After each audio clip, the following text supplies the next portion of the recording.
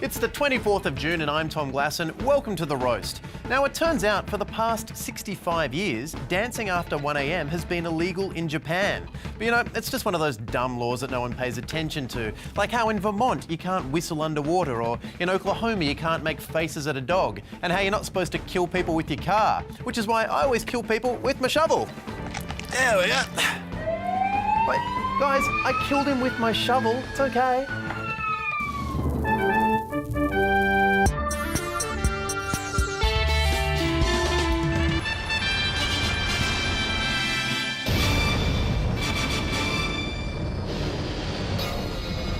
You know there are laws against killing people with any object? Wacky Australia. Tonight, the High Court and UNESCO reject multiple government policies, and Japan considers lifting its late-night dance ban. If Japan's dance advocates know what's good for them, they won't hire the Australian government's legal team, or next thing they know, foot tapping will be deemed unconstitutional, am I right? First though, Mark Humphries with the headlines. Figures released by Treasury show cigarette sales have fallen, except of course among really cool people. The drop in sales is being attributed to the introduction of plain packaging, and we've got an image of just how plain those packages are. Plain packaging, of course, is the concept that logo-free, homogenised packaging will make the risk of a slow, painful death less appealing. The new data means we have an answer to the question asked by British American Tobacco CEO David Crowe in 2011. What proof does the government have that their plain packaging experiment will work? A 3.4% drop in cigarette sales from the Federal Treasury, you dirty dog. Eat crow, David Crowe. Staff working for Prime Minister Tony Abbott are struggling to keep up with the number of letters and emails it's receiving from the public. Must be all the great feedback to all his popular policies. In a move single-handedly keeping Australia Post in business, Mr Abbott has implemented a rule that his office must deliver prompt and appropriate responses to all writers. So not only is the Australian government open for business, they're also open to pen pals. It also means you're more likely to get a response if you write to the leader of the country than if you text your shit friend. I can see you've read it, Garth. The level of correspondence is so overwhelming that about 40 staff volunteered to work last Saturday to try and clear the backlog of letters and emails. So if you thought your weekend was dull, imagine spending it answering someone else's mail. But since the government started axing 16,500 public service positions as part of its budget savings measures, I guess if you've still got a job, you'll take what you can get. It's a tough task for the PM's public servants, considering the type of letters they must be receiving. It'd be difficult just to find one you could actually respond to. Dear Mr Abbott, can I be a knight? Dear Dickhead, no. Dear Mr Abbott, I work full-time and have 3 kids. Considering the turbulent global economy, I would like to know why you're being such a... Good Lord! Dear Santa Claus, I mean, look at this one. I can't answer this. It's just an envelope filled with Parmesan cheese. I hope. And if you would like to send Tony Abbott a letter, he's at Parliament House, Canberra. Although if polls are to be believed, he might not be there for that long. For The Roast, I'm Mark Humphries. Thank you, Mark. I actually got a response from the Prime Minister for my letter this morning. It turns out they are not paying the ransom, so bad luck, Seaton. I told you they didn't care about you. You just wouldn't listen. Now, some of you might remember Ron Williams. He's the atheist Erin Brockovich, who has spent years battling the government school chaplaincy program in the courts and starred in his own music video explaining the flaws in creationism, entitled, "Why Don't Bees Go to Heaven?" Why don't bees go to heaven and trees go to heaven? Amoeba, krill and fleas go to heaven. I'll tell you why those bees aren't going to heaven, Ron. It's because they're always flitting from flower to flower spreading pollen. It's very unchristian behaviour. You find one flower and you stick with her for life. You randy bees. But thanks to Ron Williams, the federal funding of the school chaplaincy program has had its day in court. And that day was 2 years ago, where it was deemed unconstitutional. As for God, jury's still out. But now, thanks to small changes to the law made by the government, the program's funding has had another day in court, and this time the result was a little bit different, in that it had the year 2014 on the court documents instead of 2012. But numbers on documents mean diddly squat when the High Court's confronted by one of the greatest legal teams in Australian history.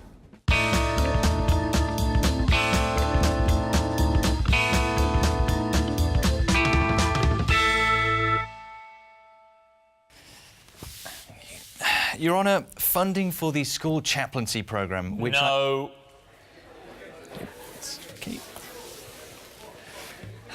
Shit!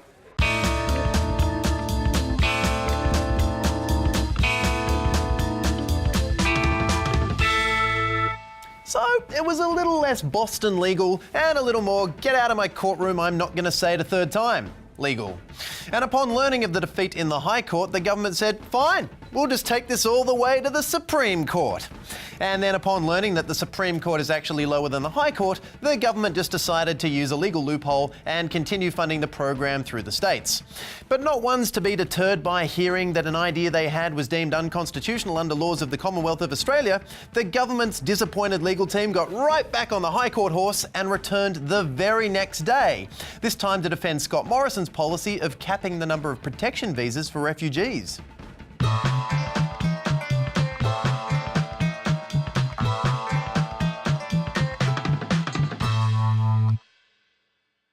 Your Honour, caps on protection visas. No. Everyone has to follow the law. Okay, just 1 second. Now, can you just let me check one thing? Oh, yeah, it's all there on page 1. All there, so that's... Right. Well, that's, yep. Shit!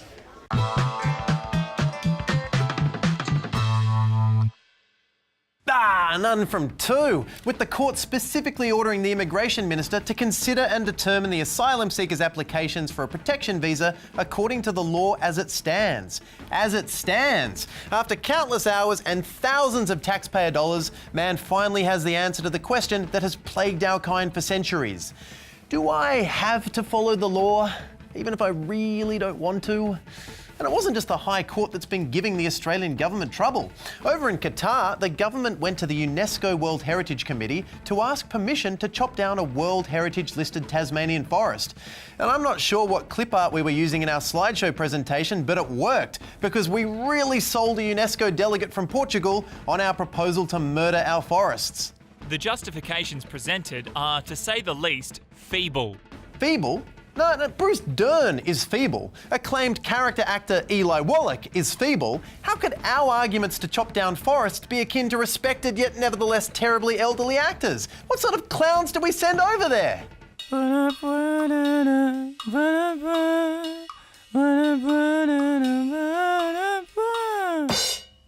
Seu argumento é débil. Our argumento is débil. Our argumento is débil. Debil, that's Latinese for win. No, débil means feeble. Your argument is feeble. You lost. But we tried so... Yeah, no, that's fine. We'll be on our way and just, Shit! But, wait, guys, Debil, that's our best result yet. Yeah, I'll take that. Debil!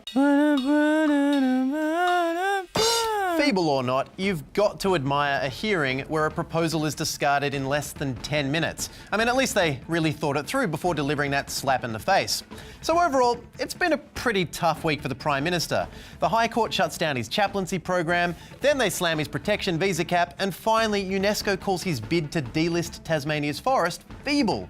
But on the plus side, Mark does tell me you are getting a ton of mail, so that's nice. We'll be right back. Have you ever been to court? How scary is court? Don't you hate how you felt guilty even if you weren't guilty? And what's with the bowing at the Commonwealth seal thing? It can't see me. We'd love to hear about it at the Roast TV or hashtag Roast TV.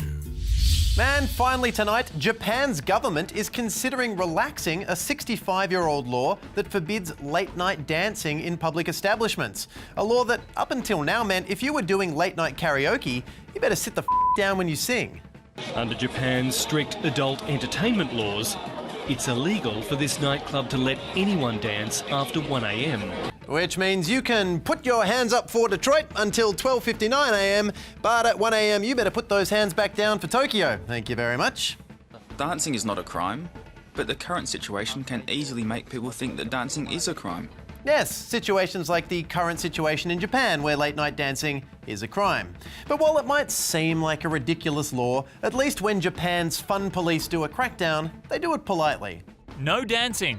If you dance, we will stop you dancing. Thank you for your cooperation.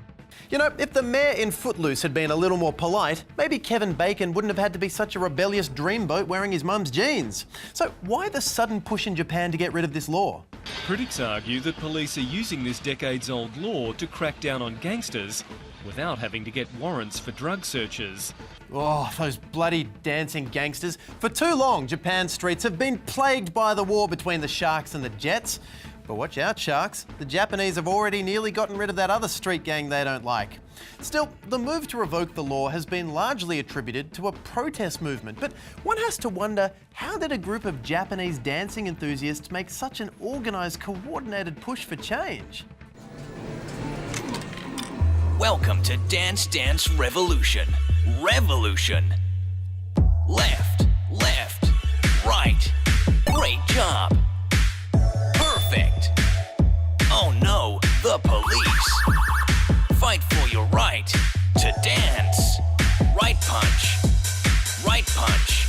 Dodge the mace. Knee to the groin.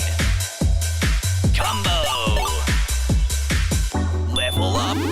Riot time. Stomp on the heads of your enemies. Left stomp. Left stomp. Left stomp. Left stomp. Double stomp.